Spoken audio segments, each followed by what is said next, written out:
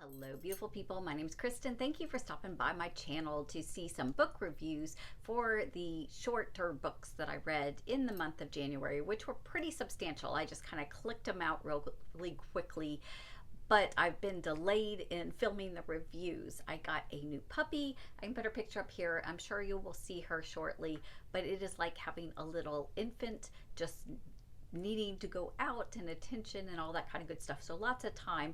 And today I'm getting ready to go to a service for my husband's father who passed last week. So it's been a lot of family, a lot of really good things with a new puppy, but I'm behind. But here it is. As always, I will hold up each book.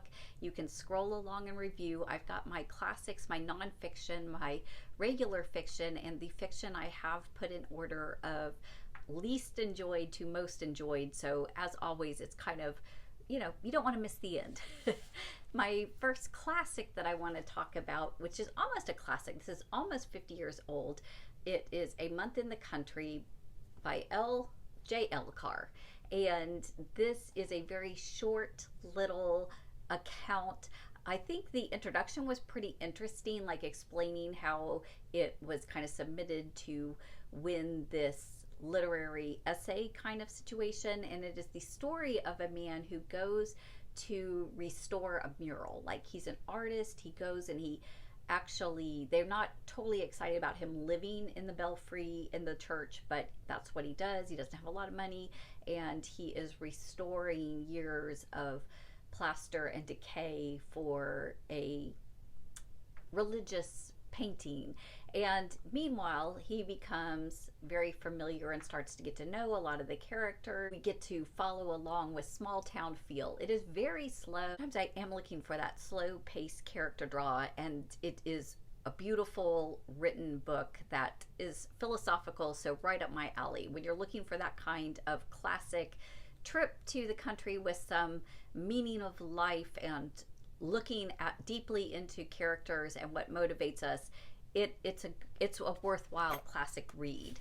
For my nonfiction for the month, I read two books. So I read Raising Hare by Chloe Dalton. This was a book that I received for Christmas, and it is beautifully told account of a woman memoiring finding a injured hare, debating whether or not to take it home, raise it, try to save it, and allowing it to be wild, yet trying to take care of it in a home. And it is a very long, detailed, beautiful, emotional account. And I particularly loved how she was so thoughtful about what to do to not domesticate it. She never even gave it a name. She never claimed ownership as we would a pet. And you just learn so much about hares versus rabbits versus nature versus this woman's heart towards that. And it's definitely worth the read. The other nonfiction I read was The Serviceberry. This is Robin Wall Kimmerer.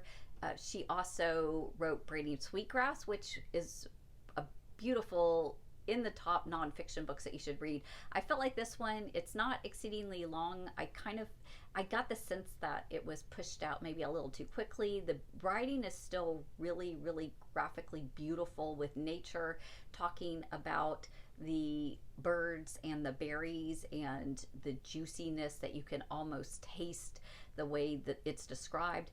But it felt very like politicized, and like she had an agenda that kind of was forced, and it was short, so it didn't really hit for me.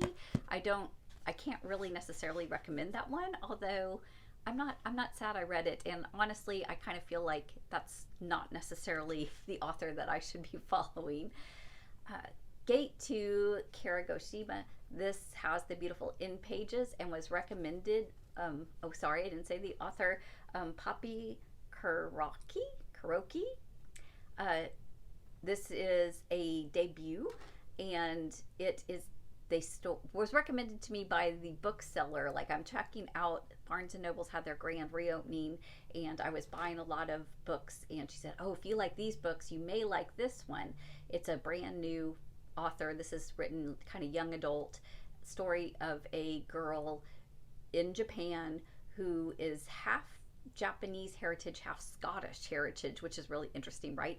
And it's a time travel. She's exploring, trying to come to terms with her Japanese ancestry, and she literally gets transported back to meet great grandparents before even her grandfather, whom she's trying to research, was even born. And so it's interesting. You learn some history, but it's not really written deeply as a historical fiction. I think this is an author that I would pick up a little bit later when she's a little bit even more developed. It's got great, unique storylines, but ready to see what else she comes up with later. I did pick up Normal People, Sally Rooney. This was also a Christmas gift from my dad. I've been wanting to read this for a long time. It seemed like it had been very popular when it first came out, and I was kind of interested in it, but this one didn't really hit for me. It's a story of a girl and a boy throughout their life. They basically, at a very young age, they're not even really truly friends. They just kind of start hooking up together and having a behind the scenes sexual relationship, and then following them through both of their lives, and kind of how their friendship or relationship kind of affects the rest of their lives. It was a little weird to me, and it didn't really hit. I didn't really get in or appreciate a lot of the characters or necessarily that philosophy of the way to see the world. So I'm not sure this is the author for me. If you've read any Sally Rooney and think that I should read something else, let me know, because I know she has a lot of popular books out there. It's good to know what works for you and what doesn't. So I also finished out the middle grade Brandon Sanderson. So there was the Shattered Lens. This one's The Dark Talent, and then I listened to the audio book of book 6, which is told by the girl's perspective instead of the boy's perspective. I've talked about these several because these are the 4th, 5th, and 6th in the series. I wanted to go ahead and be done with it. It's silly. I would highly recommend these to middle grade readers. They have middle grade humor. I mean, if you are like 8 to 10, it's very creative. You go on a world where there are magic glasses. People have weird, strange abilities, even where like normal abilities, like falling down and tripping and being clumsy, or forgetting, or being late to everything. But then that becomes an asset, like that actually defeats the villains in the story. And it does have a beautiful tie-in where it goes back and kind of pays off at the end, which Brandon Sanderson is, I think, brilliant for doing. So highly recommend it, but I don't think it's necessarily for adults' cup of teas unless you're like an extreme Brandon Sanderson fan. I also wanted to read a little bit more, starting the Jasper Fforde series, The Big Over Easy and The Fourth Bear. This is his nursery rhyme. I had been reading the Jane Eyre Affair books that were like Detective Thursday Next, and these books are all about nursery rhymes. Now they go into excruciating detail about the nursery rhymes and the nursery rhyme characters, and they're treated as if they're normal people that are just a part of our world. But the complexity, it is an actual detective mystery with real motives and real murders and real heists and real fascinating. I am totally hooked. I totally think these are brilliant. I'm totally going to read all of them. I don't know how many there are, but I'm going to read them all.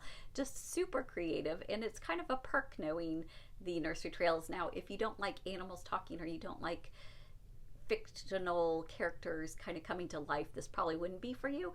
But honestly, if you like detective novels and you're okay with that, these are brilliant. Brilliant.